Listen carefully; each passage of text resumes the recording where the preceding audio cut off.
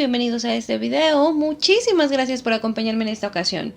Ya en otro video yo les hablaba del caso de Hurrem, Karin, Catalina I, Anna Neville y Lady G. 5 mujeres cuyas historias se asemejan mucho a la de Cenicienta. Ese cuento en el que un apuesto príncipe se enamora de una desafortunada mujer y la vida de esta mujer cambia totalmente para convertirse en una de puro amor y felicidad. Como yo les aclaraba en el previo video, este cuento no se basa en una historia en particular, pero en este video les hablaré de otras mujeres que bien podríamos considerar todas unas cenicientas. Comencemos con la sultana Kösem, quien fue una de las mujeres más poderosas en la historia del Imperio Otomano. Ella no nada más fue una consorte real, sino que además fue regente de sus hijos y mantuvo el control del imperio. Pero lo verdaderamente sorprendente es cómo inició todo para ella. Kösem nació en algún lugar de Grecia, aunque desconocemos el año exacto y cómo fueron sus primeros años de vida. Lo que sabemos es que, como muchas otras jóvenes de su región, ella fue raptada por los otomanos alrededor del año 1604, cuando tenía menos de 15 años. En esa época, aunque esta práctica es muy cruel, era bastante común, porque el mercado de esclavos era algo muy lucrativo. Una vez secuestraban a las jóvenes, ellas eran divididas en categorías dependiendo su edad y su apariencia. Kösem fue enviada a Constantinopla, la entonces capital del Imperio Otomano. Ingresó al harem real, donde se le educó para servir como concubina. Pero Kösem no tardó en destacarse de las otras muchas mujeres del harem. Se cuenta que era muy inteligente, carismática, que aprendía muy rápido, sobre todo poesía y religión. Pero además era alta, esbelta y con facciones elegantes. Así que meses después de haber ingresado formalmente al harem, en el año 1605, ella ya se había convertido en la concubina favorita del sultán Ahmed I, quien era un año menor que Kösem. Pero más que favorita, Ahmed, completamente enamorado de Kösem, la nombró su Haseki, es decir, su consorte oficial. Y aunque ella tuvo que enfrentar rivalidades, eventualmente se convirtió en la mujer más poderosa del harem. Y aunque su ingreso económico fue menor al de sus predecesoras, su influencia no tendría precedentes. Los cronistas cuentan que Ahmed no le negaba absolutamente nada y que aunque a veces él era un poco testarudo y temperamental, era especialmente paciente con Kösem, y al final ella también destacó por ser una consejera para su esposo. De hecho, se dice que fue ella quien lo convenció de que no siguiera con la tradición otomana del fratricidio, según la cual un sultán debía matar a sus medios hermanos, y de hecho Kösem fue tan convincente que los medios hermanos de Ahmed sobrevivieron. Sin embargo, también hay que mencionar que Ahmed no se mantuvo totalmente fiel a Kösem. Él mantuvo concubinas en su harem, algunas de las cuales recibieron algunos privilegios importantes y le dieron hijos al sultán. Pero el verdadero poder de Kösem llegó en los años posteriores a la muerte de Ahmed. Él falleció en el año 1617, y entonces siguió un periodo de muchas transiciones, donde gobernaron los medios hermanos de Ahmed, sus otros hijos. Estos fueron periodos cortos y poco estables, que llegaron a su fin cuando los hijos de Kösem heredaron la corona. Ella se colocó como una figura principal, no solo por ser valide sultán, sino que además por actuar como regente en diferentes periodos, convirtiéndose en la primera mujer en estar oficialmente al cargo del gobierno otomano. Y fue así como la esclava griega terminó convirtiéndose en una mujer que dejaría un legado único en la historia otomana. Aunque su final fue bastante trágico. Luego de la muerte de sus hijos, ella intentó ser regente de su nieto Mehmed IV, aunque no tuvo éxito. Ella terminó asesinada como resultado de un complot palaciego en el año 1651. Y ese es el trágico final de esta Cenicienta. A continuación tenemos el caso de Catherine Swynford. Catherine nació en el año 1350 en Inglaterra, en una familia que no tenía títulos reales, pero que servían a la realeza. Ellos no eran completamente pobres, de hecho estaban muy bien acomodados, pero no tenían una posición en la nobleza. Aún así, gracias a los arreglos familiares, Catherine obtuvo un puesto en la casa de los duques de Lancaster, Blanca y su esposo John de Gaunt. John era un noble muy importante porque era nada menos que el tercer hijo del rey de Inglaterra, Eduardo III. Sin embargo, Catherine no tuvo una relación cercana con ellos, sino que más bien se educó como parte de su casa, y eventualmente, con menos de 15 años, se casó con Sir Hawk Sweetford, quien también servía a los duques de Lancaster. Catherine y su esposo tuvieron hijos, pero él falleció en el año 1371, dejándola viuda, con hijos y con una situación económica precaria. En ese entonces, John de Gaunt acababa de realizar su segundo matrimonio con la noble castellana Constanza, quien fue descrita como hermosa y piadosa, pero el matrimonio no fue afortunado. Ellos solo tuvieron una hija, y John fue descrito como muy mujeriego. Por eso no fue una sorpresa que para finales del año 1371 él iniciara una relación con Catherine, quien había acudido a John en busca de ayuda para criar a sus hijos. Al inicio la pareja fue discreta y se dice que la relación era intermitente. Desde luego que eso no sorprendió a nadie, porque era común que los nobles tomaran amantes. Sin embargo, con los años, Catherine le dio 4 hijos a John, y la cercanía de la pareja se volvió evidente. Él la instaló en una propiedad y la mostraba en la corte, mientras que Constanza nunca protestó, por lo menos públicamente. De hecho, tampoco parece haber habido un conflicto entre las mujeres. Pero, aunque Catherine había alcanzado una mejor posición económica y parecía tener el amor de John, ella también se ganó muchos insultos. Fue rechazada por los nobles y la gente la llamaba bruja y adúltera. Y para complicar más esta historia, en el año 1381, una serie de problemas políticos y enfermedades empujaron a John de Gaunt a querer buscar una vida más moral. Terminó la relación con Catherine, quien mantuvo algunas propiedades y también un buen ingreso. Pero su reputación estaba tan manchada que prefirió alejarse de la vida pública, mientras que John se mostró muy cercano a su esposa Constanza, quien además era muy importante para los planes políticos de John, porque Constanza era hija del rey castellano Pedro, quien había fallecido dejando una sucesión bastante complicada, y de alguna forma se pensaba que Constanza tenía derecho a la corona de Castilla. Por lo tanto, John quería reclamarla en el nombre de su esposa. Él hizo este reclamo, de hecho se trasladó hasta Castilla, pero nunca pudo ganar esta corona. Y se cuenta que para 1391 él había retomado su relación con Catherine, aunque esta vez de forma muy discreta, hasta que Constanza falleció en el año 1394. Entonces John obtuvo una dispensa y se casó con Catherine. Poco después los hijos de la pareja fueron legitimados y ella se convirtió oficialmente en duquesa de Lancaster. Duquesa era uno de los títulos más altos que ofrecía la realeza inglesa en esa época. Aunque desgraciadamente ella nunca tuvo una buena relación con la familia real, y en general el matrimonio provocó mucho más escándalo de lo que lo hizo la aventura, ya que era insólito que un príncipe se casara con su amante, y muchos aristócratas sintieron que ese era un insulto, que él se estaba casando por debajo de su rango.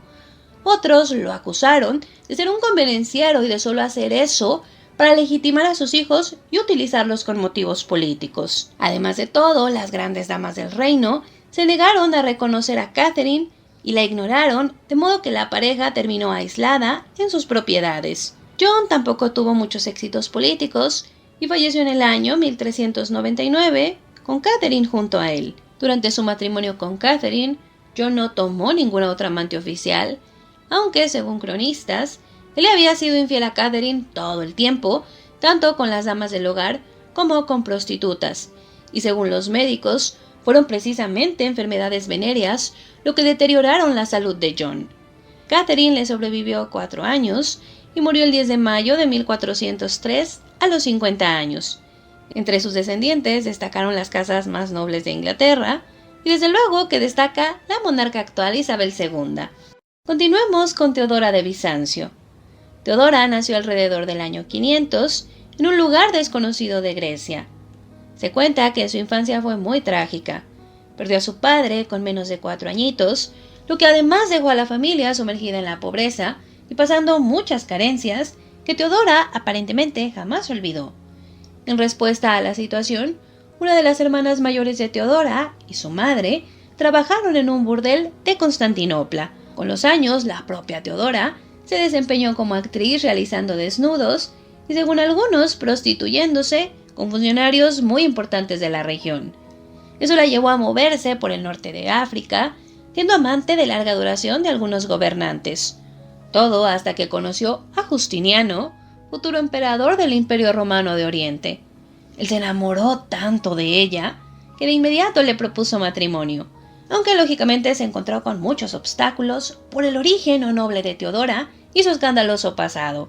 Sin embargo, Justiniano no desistió y en el año 524 consiguió que se aprobara una nueva ley que les permitió casarse un año después. Justiniano accedió al trono en el año 527 y Teodora fue coronada, convirtiéndose en emperatriz del Imperio Romano de Oriente. De modo que la actriz y prostituta terminó convirtiéndose en una emperatriz, pero no cualquier emperatriz. Se cuenta que además de hermosa, era inteligente, agradable y una consejera determinada, tanto que su esposo la describió como compañera en mis deliberaciones. Con los años el poder de Teodora aumentó y ella podía aprobar leyes, tomar decisiones de Estado, recibía monarcas extranjeros y también intercambiaba correspondencia con ellos. Desde luego que durante algunos años surgieron disturbios que casi amenazan su reinado, pero al final se mantuvieron fuertes y unidos. Contribuyeron al desarrollo de Constantinopla, tanto estructural como administrativo. Teodora, sobre todo, puso especial atención a eliminar la corrupción. También se cuenta que liberaba niñas de esclavitud sexual y pasó gran parte de su vida buscando que las mujeres tuvieran un trato más justo. Para eso ella reformó el divorcio, las leyes de tutela, las condenas por violación, entre muchas otras cosas. Pero Teodora también tenía un lado oscuro. Se cuenta que era muy autoritaria y no temía ordenar ejecución de masas con tal de controlar manifestaciones. Fueron buenos gobernantes y tuvieron un matrimonio estable y amoroso. Estuvieron juntos hasta la muerte de Teodora, el 28 de junio del año 548, a la edad de 48 años. Pero se dice que incluso después de su muerte, Justiniano tomaba en cuenta la memoria de su esposa para tomar decisiones políticas. La pareja no tuvo herederos y el trono lo heredó un sobrino de Justiniano. Actualmente Teodora es recordada como una de las primeras gobernantes en reconocer los derechos de la mujer. El cuarto caso es el de Hu Zetian. Nacida en China en el año 624, ella provenía de una familia importante y adinerada, aunque no eran reales como tal. Sin embargo, sí tenían excelentes conexiones y se aseguraron de que Hu tuviera una educación superior al de las otras jóvenes. Esto y su belleza física la llevaron a entrar en el harem del emperador Tang Taizong con menos de 14 años. El emperador era 26 años mayor que ella y naturalmente tenía muchas otras concubinas, entre las cuales ya tenía a sus favoritos. Y realmente Hu Zetian no ocupó ningún puesto privilegiado. Sin embargo, sí logró mantener una buena posición dentro del harem, principalmente por su inteligencia, y es que se cuenta que era capaz de sobrellevar cualquier conversación y también se desempeñaba como secretaria más que como concubina. Esto le permitió conocer al hijo y heredero del emperador, Li Shihuazong, con quien inició una relación secreta totalmente prohibida, pues ella pertenecía, según las leyes del imperio, al emperador Tang Taizong. Afortunadamente, la relación no se descubrió y el emperador Tai Taizong murió en el año 649. Esto supuso un enorme cambio para Hu Zetian, y es que las concubinas del emperador fallecido, usualmente si no tenían hijos, eran enviadas a un templo budista, donde debían renunciar a los lujos y llevar un duelo permanente. Pero contra todo pronóstico, Li Shihuazong, ahora ya emperador, fue por Hu Zetian y la hizo su principal concubina. La pareja tuvo 5 hijos, pero la relación fue rechazada por los principales nobles. Primero porque la familia de Hu Zetian era de bajo rango. Sí estaban conectados a la nobleza, pero no a los principales clanes que gobernaban China. Pero lo más delicado es que los ministros alegaban que como Hu Zetian había dormido con padre e hijo, lo que prácticamente era incesto. Por eso es que se negaron a permitirle un título real. Pero Huazong se negó a renunciar a ella y la pareja se mostró más unida que nunca. Aprovechando la estabilidad de la relación, Hu Zetian se rodeó de aliados importantes y poco a poco se deshizo de sus enemigos, quienes habían sido despedidos, exiliados o ejecutados. De modo que para el año 655 ya nadie se oponía a ella y fue nombrada consorte principal también llamada emperatriz. Esto la convirtió en una de las mujeres más poderosas de China. Esto en su momento causó conmoción, porque era un acto sin precedentes que una concubina de un emperador fallecido, y no tan bien conectada a la familia reinante, tuviera un puesto tan alto. Pero las cosas no se detuvieron allí, pues Hwazong pronto demostró tener salud débil y poco interés en el gobierno. Así que en la práctica fue Hu Zetian quien era la gobernante. Como tal, sus contemporáneos la describieron como eficiente, astuta, pero también temible. Pues de la muerte del emperador Hwazong en el año 683, la emperatriz Hu se convirtió en emperatriz viuda y regente, y el poder cayó completa y únicamente en sus manos. Pero eso no era suficiente, y 6 años después, en el año 690, con 65 años, Hu Zetian usurpó el trono, autonombrándose la sagrada y divina emperatriz reinante. Desgraciadamente, ya no mostró esa capacidad para gobernar que había mostrado, y tampoco tener la astucia. De hecho, durante sus últimos años de vida, la emperatriz fue muy criticada por tomar amantes jóvenes y llenarlos de regalos. Pero aunque ella ignoró las críticas, todo explotó cuando le concedió favores a los hermanos Shang, unos cortesanos que eran odiados por los altos funcionarios, hasta que en febrero del año 705 se formó una conspiración entre los principales ministros y generales. Ellos tomaron el palacio, ejecutaron a los hermanos Shang y obligaron a Hu Zetian a ceder el poder a su hijo, Xiongzong, quien reinó hasta el año 710. Hu Zetian se retiró a otro palacio y murió allí en diciembre de ese año. El último caso del que les voy a hablar es el de Chica da Silva. Nacida en Brasil alrededor del año 1732, Chica era hija de un hombre adinerado y europeo que estaba bien acomodado en el gobierno. Pero su madre era una esclava, por lo que Chica nacería y crecería también siendo esclava. Se le conocía como Francisca Mulata y creció en diferentes hogares, incluyendo el del médico portugués Manuel Sardiña, con quien tuvo por lo menos un hijo, nacido en el año 1751. Ese niño no fue legalmente reconocido, pero sí recibió ingreso económico de su padre y la paternidad era ampliamente conocida. Pero Chica continuó legalmente siendo una esclava. Sin embargo, su vida daría un giro en el año 1753, cuando conoció a João Fernández de Oliveira. Él era 12 años mayor que Chica, pero era un rico contratista de diamantes quien compró a Chica para su hogar, aunque poco después decidió concederle su libertad legal. Sin embargo, en la práctica, ellos permanecieron juntos, no como esclava y dueños, sino como pareja, y en los años siguientes tuvieron 13 hijos, que, desde luego, no eran hijos de un matrimonio legítimo, pero sí fueron reconocidos como hijo de João, lo cual es completamente extraño, y para muchos historiadores es una prueba del amor que sentía João por Chica.